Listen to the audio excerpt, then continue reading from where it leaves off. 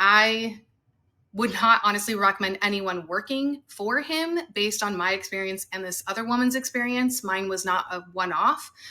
I am highly concerned about their actual mission, the facts behind it, and their process. A former employee has taken to the internet to speak out on where she stands when it comes to her employment in the company of the very viral app called T.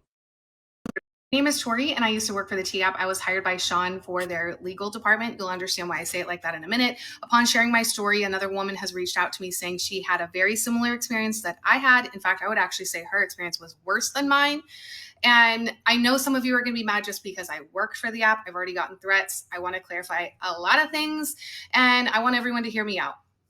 Now, I am a victim survivor of domestic violence myself. I work with victims, and I also have experience working as a paralegal.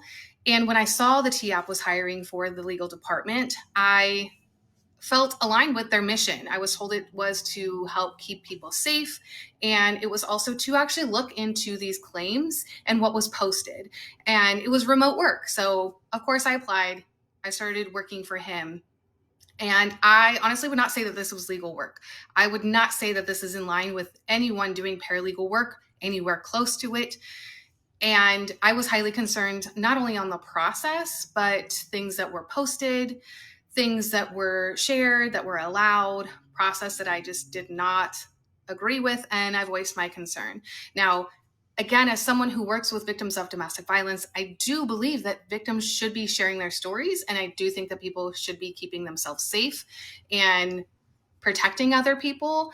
I do think that two things can be true at the same time, that there are true stories out there, and there's also false claims and spam and hurting people because of a bad breakup. When I spoke up, I personally feel that I was retaliated against. My payment was delayed. I was essentially told to be quiet and follow his process. My hours were cut, and eventually he cut my pay by 2/3. This was not something that he agreed with me on. He unilaterally decided that. And eventually he ended my working relationship with him. Again, I brought up several concerns right before this happened. And upon essentially terminating our contract, I received text from him saying that I reached out to help and kind of implying that I should be working for him for free.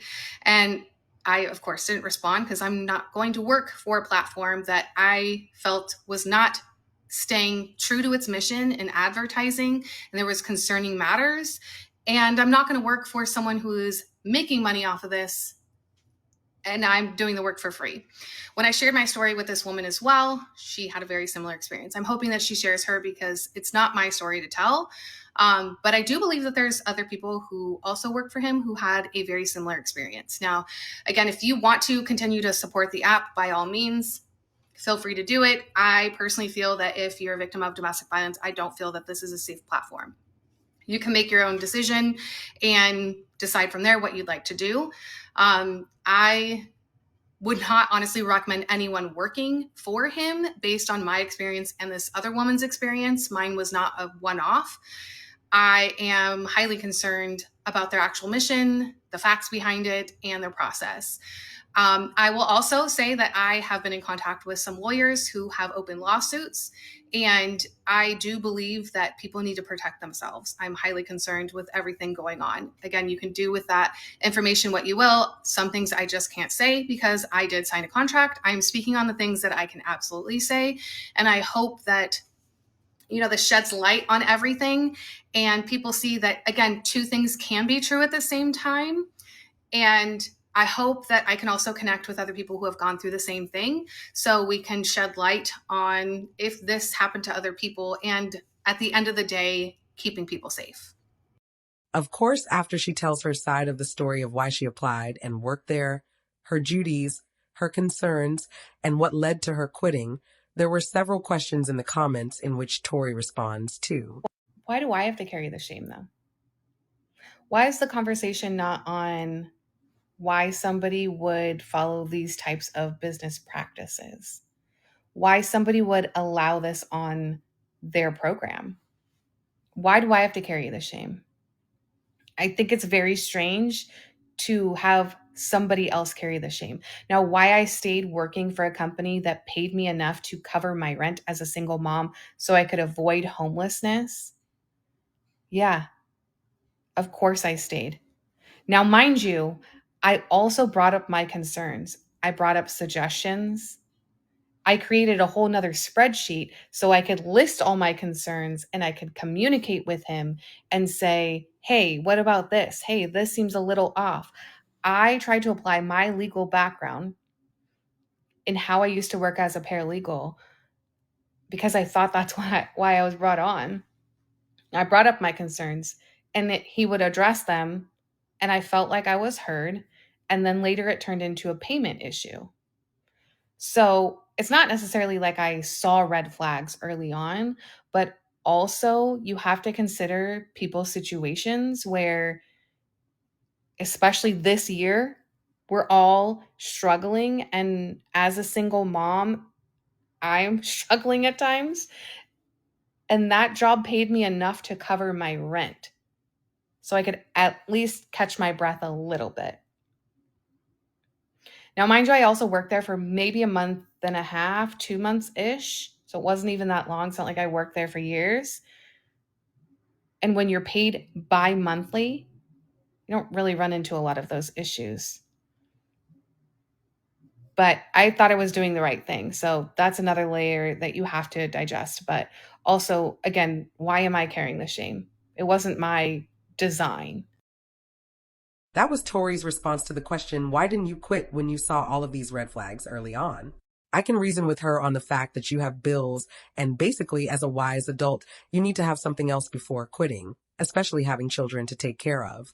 It also seems as if she was being breadcrumbed because she stated that he listened and she felt heard, but he still did his own thing. I get that as well, because at the end of the day, it is his company and it was recently released, and maybe her ideas were stored for a plan B or C. In this next clip, Tori does a quick Q&A in response to similar questions being asked. Answering some of your common questions, rapid fire edition. Number one, did I work in app development? Absolutely not. Did I work in cybersecurity, coding, all of that? I had no hand in that on that app. Do I think that there were legitimate claims and warnings? Absolutely. Do I think that there was trolling and hurtful and hateful comments? Absolutely. Do I think that there were lies on there? 100%. Again, like I've said in multiple videos, I think that two things can be true at once, that there can be legitimate claims and there can be lies, hate, trolling.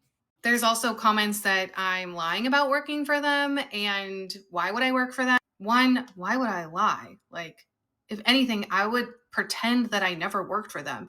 Y'all are aiming for anyone involved. I'm telling you another shady side, and you're coming for me.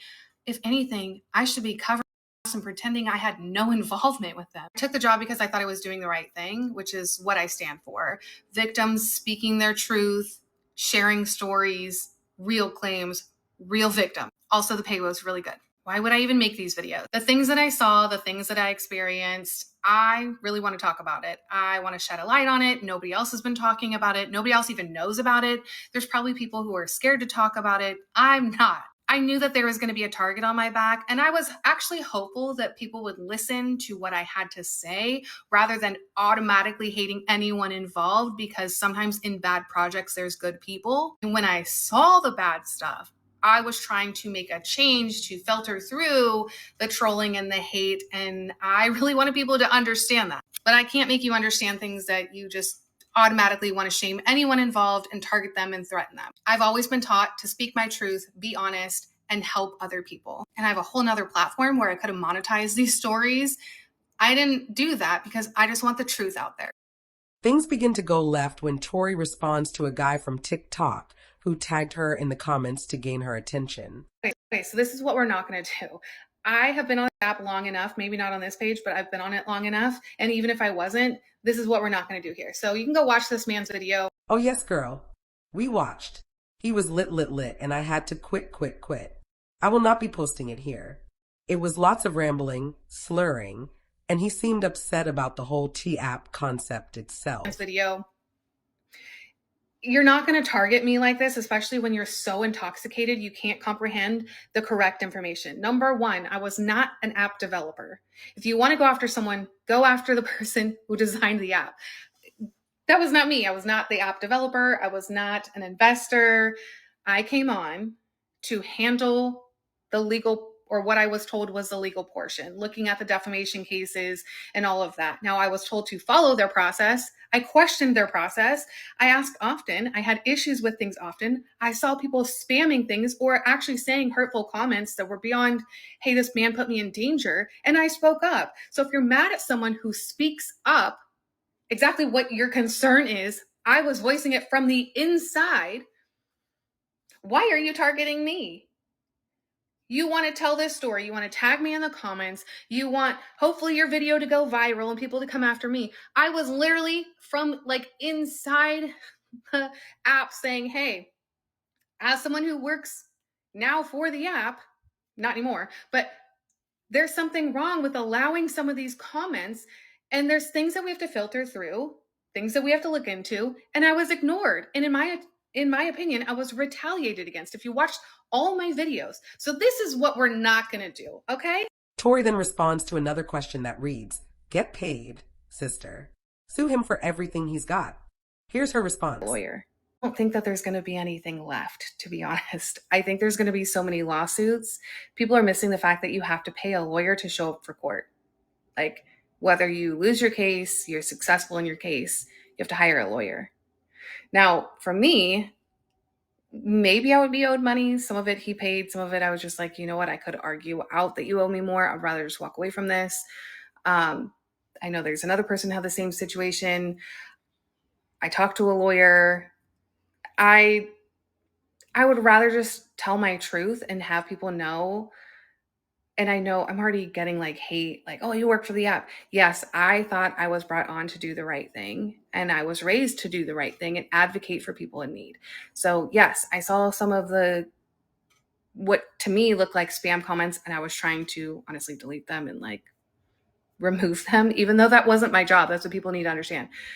I was hired to actually look into the escalation of claims. It's hard to explain without breaking it down. Some of it I can't even do because of the contract, but I need people to understand that I thought I was doing the right thing. I was not an app developer. I was not in charge of actually making the rules on the stuff that was told to people, the responses, I was told to stick to the script, and I raised concerns, still stuck to the script, which a lot of you would do anyways if you were paid what I was paid. Some of you, or most of you, quite honestly, have never had a job half the rate that I was paid. Again, I thought, hey, I could stick this out and continue to raise concerns and maybe slip in a few things where I'm like deleting some concerning comments to protect people. I thought I was doing the right thing. And I thought I was doing the right thing by speaking up and telling everybody my truth. So it is what it is. Tori then goes on to answer this question here. "I'm curious what you ladies would think if there was a men-only app that they potentially defame you and you have no ability to respond to would think." Okay, stick with me while I answer this, because to me, this is not a yes or no thing. And I think a lot of people are trying to put this in a box of it's inherently bad. We shouldn't have this. It shouldn't be that. There's a lot of shades of gray here. Number one, people had the option of green flags. It was there the whole time, or at least the whole time I was on the app, working for the app as a user. The option of a green flag was there. People could green flag. People also had the option of writing whatever positive, like, hey, I went on a date with this person. There was no chemistry, but really kind, right? The option was there. Now, when it comes to the false claim stuff, I was one that personally had an issue with it. And I'm saying that as someone who, I could open up somebody's profile and see every comment they ever made. And there were some that it seemed like they like spammed and said the same thing on, let's say, for example, 20 different people.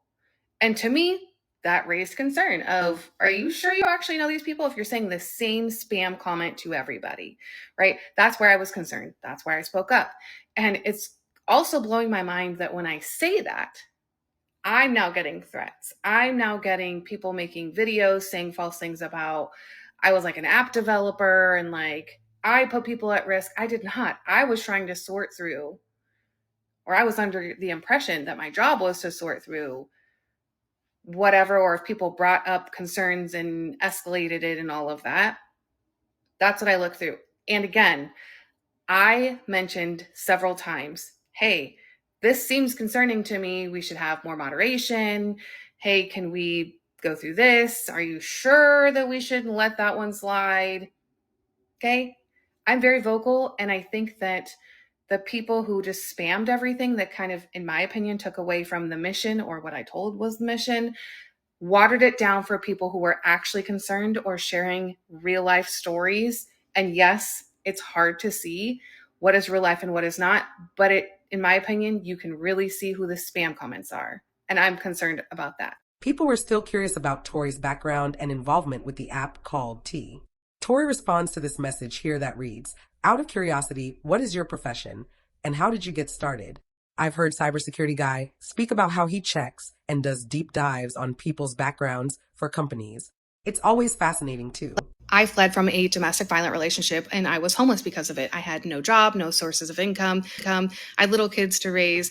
My parents were deceased and I had no family help. I got very angry that the court system fails victims and it seems like the police also fail victims. So, kind of out of spite, I went back to school and I was aiming for my paralegal degree. Now, I had no degrees prior to this. And again, because I was angry, I took every legal class that they would offer at that college: estate planning, family law, business law, criminal justice classes, you name it, I took it. While I was in that program, not only did I get degrees in other fields as well, because they kind of overlapped, but I also took classes at this outside program and I got a certification in legal technology and electronic discovery. So that is preserving metadata, that is obtaining digital footprints, if you will, is a whole thing to it. From there, I felt like there was more to learn. So I continued to obtain certifications and learning different ways that people continue the abuse and things that I could do about it so I could help other victims, because it's not just, in my opinion, a paralegal that could save someone or a lawyer that could save someone. There's more to it. And there's more ways that abusers get a hold of their victims: cyber stalking, hacking, whatnot. So I wanted to be educated in it so I could prep people for that or identify it or locate it. And I started a business out of it. I often come on TikTok and help people for free or give resources. I do one-on-ones, all of that. But that's why I got into it, because I was homeless because of a situation and I have faced abuse of many kinds. And I think that is something that we need to talk about. Thank you for being here. Please like, comment your thoughts below, share and subscribe. Take care.